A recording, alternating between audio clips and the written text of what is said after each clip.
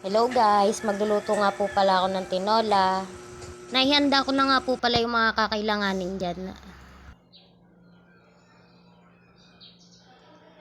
Nakapagpainit na nga po pala ako ng mantika dyan at ginisa ko na po yung luya. Susunod ko na nga rin po pala dyan yung sibuyas. At nilagay ko na nga rin po pala dyan yung bawang. Ayan po, gisahin ko lang po ng maayos.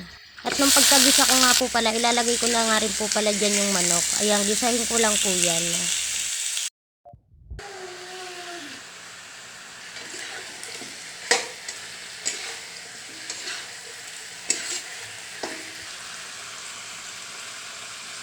At nung nagisa ko na nga po pala yun, ilalagay ko na nga rin po pala dyan yung sayote. Ayan, haluin ko lang po saglit.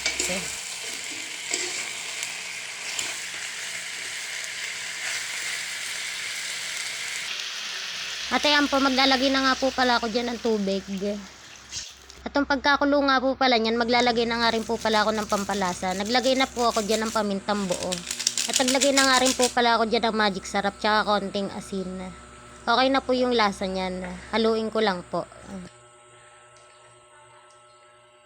At nung okay na nga po pala yan, ilalagay ko na nga rin po pala dyan yung malunggay. Ayan po, antayin ko na lang po maluto yan. Tapos luto na nga rin po yan.